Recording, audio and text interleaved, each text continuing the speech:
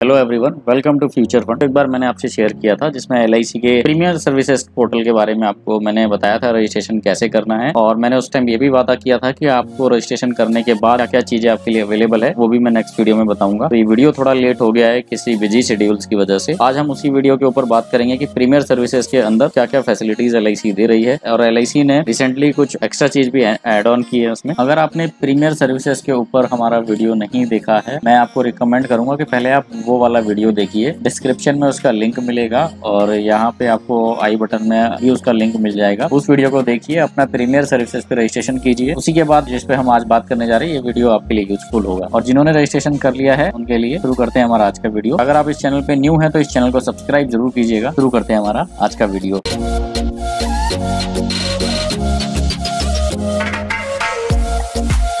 तो जैसा कि हम सब जानते हैं, सबसे पहले हमें आना होगा कस्टमर पोर्टल पे। कस्टमर पोर्टल पे इस तरीके का आएगा तो इसको ओके कर देना है। पॉपअप आएगा तो यहाँ पे इस तरीके की स्क्रीन आएगी। यहाँ पे न्यू यूजर, रजिस्टर्ड यूजर, तो हम लोग रजिस्टर्ड यूजर पे ही क्लिक करेंगे। रजिस्टर्ड यूजर क्लिक करने के बाद यूजर ID पासवर्ड डालना है।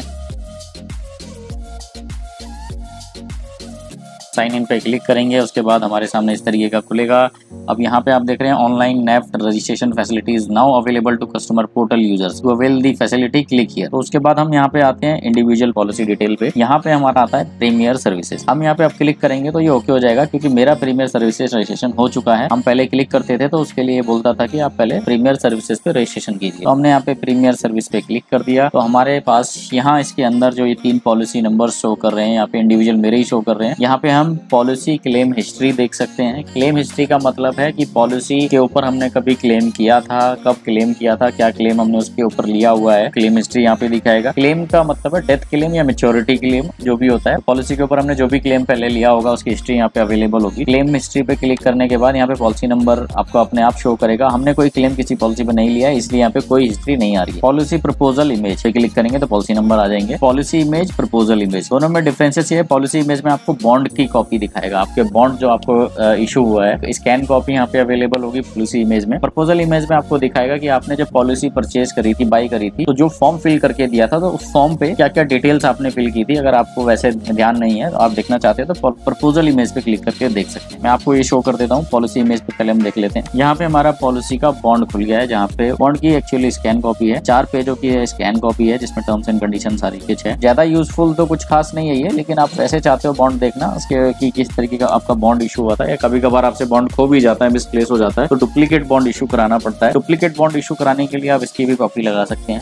वो आपको यूजफुल होगा डुप्लीकेट बॉन्ड इशू कराने में। उसके अलावा प्रपोजल इमेज भी मैं आपको दिखा देता हूँ। यहाँ पे सबसे पहले आपको फोटो दिखाएगा जो आपने फोटो दी है पॉलिसी के टाइम पे। सेकंड पेज पे आएंगे तो यहाँ पे इस तरीके का फॉर्म आपके सामने आ रहा है। और इसका इन सब का यूज क्या होता है, एक्चुअली क्या होता है, जब हमें कभी पॉलिसी हमारी लैप्स हो जाती है, हमें रिवाइव करानी पड़ती है, मैच्योरिटी लेते हैं और हमें सिग्नेचर नहीं पता होते। क्या होता है कि हमने मान लो 20 साल बाद, 15 साल बाद पॉलिसी मैच्योर हो रही है, हम सिग्नेचर उस टाइम पे हमने चेंज करा लिया और हम भूल चुके हैं कि 20 साल पहले हमने क्या सिग्नेचर किए थे इस पॉलिसी के ऊपर। वहाँ ये बहुत इंपॉर्टेंट रोल अदा करता है। आप सिग्नेचर वाले पेज पे जाएंगे जैसे, तो यहाँ पे देख रहे हैं आप सिग्नेचर वाला पेज खुल चुका है। सिग्नेचर पेज में आप अपना साइन देख सकते हैं, सिग्नेचर देख सकते हैं आपने क्या सिग्नेचर किया हुआ है, इसके बिहाफ पे आप आगे क्लेम कर सकते हैं। दोबारा हम आ जाते हैं माई एप्स पे। यहाँ पे सर्विस रिक्वेस्ट आपको दिख रहा होगा। सर्विस रिक्वेस्ट में भी कुछ चीजें ऐसी हैं जो प्रीमियर सर्विसेज यूजर्स के लिए है। सर्विस रिक्वेस्ट में आप देख सकते हैं, यहाँ पे क्लिक करेंगे तो सबसे पहला तो प्रीमियर सर्विस रजिस्ट्रेशन होता है, जब हमने ऑलरेडी कर लिया है, आपको भी करना चाहिए, मैं रिकमेंड कर रहा हूँ। तो उसके अलावा हम यहाँ पे पॉलिसी के अगेंस्ट में लोन लेना चाहते हैं तो लोन भी यहाँ पे क्लिक करके लोन के फॉर्म को तैयार कर सकते हैं। लेकिन अभी तक लोन का सिर्फ यहाँ पे फॉर्म ही तैयार होगा, उसको आपको बाय पोस्ट भेजना होगा LIC के पास, क्योंकि लोन लेते वक्त ओरिजिनल बॉन्ड सबमिट होता है। ओरिजिनल बॉन्ड आपको पोस्ट करना पड़ेगा। एड्रेस चेंज आप करा सकते हो, आप कहीं और शिफ्ट हो गए हैं तो एड्रेस चेंज कराना चाहते हैं, एड्रेस चेंज करा सकते हैं। अभी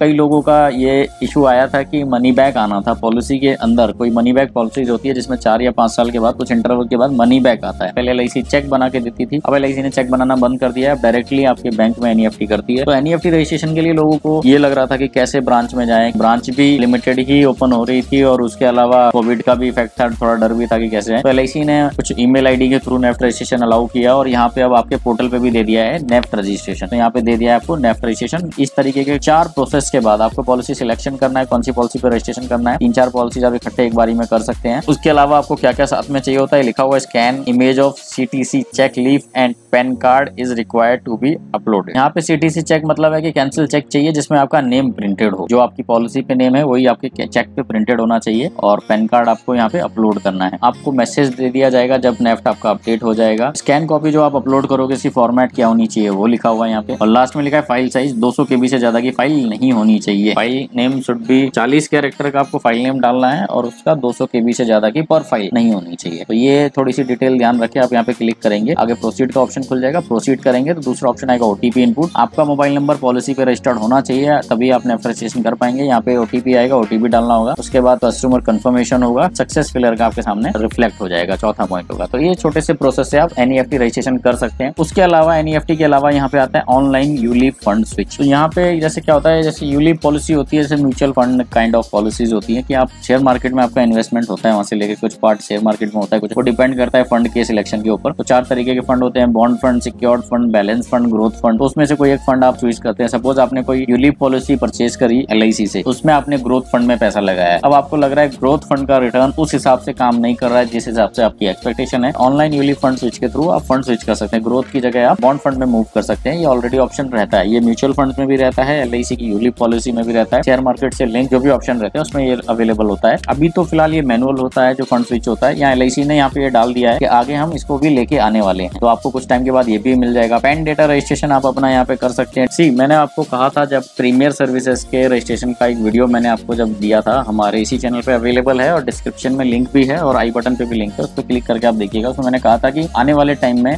LIC आपको 90% तक सर्विसेज आपके हाथ में दे देगी। 90 to 95% सर्विसेज आपके ही हाथ में मिल जाएगी थ्रू दिस पोर्टल। वो अब धीरे धीरे होने लगा है, क्योंकि पहले क्या होता था, पहले आपको सिर्फ प्रीमियर सर्विसेज ही यहाँ पे देखने को मिलता था। अब क्या हो गया, लोन भी है, एड्रेस चेंज भी है, NEFT भी है, ऑनलाइन फंड स्विच भी है, और पैन डेटा रजिस्ट्रेशन भी है। ये सब भी आ गई है। यूलिप का भी आने वाला है कुछ दिनों में, और भी बहुत सारी चीजें मैं अब भी कह रहा हूँ आपको। आने वाले टाइम में LIC इसके ऊपर बहुत अच्छे से काम कर रही है। आने वाले टाइम में आपको और भी चीजें यहाँ पे सारी यूज करने के लिए मिल जाएंगी आपको, जिसके लिए आपको किसी और के ऊपर डिपेंड नहीं होना पड़ेगा, ना ही ब्रांच के धक्के खाने पड़ेंगे, ना ही किसी एजेंट से रिक्वेस्ट करनी पड़ेगी। तो आप किसी के ऊपर डिपेंड नहीं रहेंगे, आप सारा काम अपना ऑनलाइन यहाँ पे कर सकते हैं जो जो पॉसिबल है। कुछ चीजों में फिजिकल बॉन्ड चाहिए ही होता है, कुछ ऐसे नॉर्म्स हैं जिसको फॉलो करना है LIC ने, IRDA के नॉर्म्स हैं, तो उसको इग्नोर नहीं किया जा सकता। इसलिए आपसे उन चीजों की सर्विस आपको ऑनलाइन नहीं दी जा सकती। इसके लिए आपको फिजिकल मूवमेंट जरूरत पड़ेगी। वो फिजिकल मूवमेंट जैसे मेच्योरिटी क्लेम या डेथ क्लेम लेना, वो सब है, अब वो बहुत रेयरली जरूरत पड़ती है। मेच्योरिटी दो आपकी पॉलिसी मेच्योर होगी तो एक फुल एंड फाइनल करने के लिए आपको जाना ही पड़ेगा, और डेथ क्लेम कभी कुछ ऐसी मिसहैपनिंग हो जाती है तो डेथ क्लेम के लिए भी आपको फिजिकल मूवमेंट तो करनी पड़ेगी। जो चीज पॉसिबल है LIC आपको यहाँ पे दे ही रही है, आप उसका यूटिलाइज कीजिए, जरूर रजिस्ट्रेशन कीजिए। और आप पोर्टल पे रजिस्ट्रेशन करना चाहते हैं, रजिस्ट्रेशन आपने अभी तक नहीं किया है और पहली बार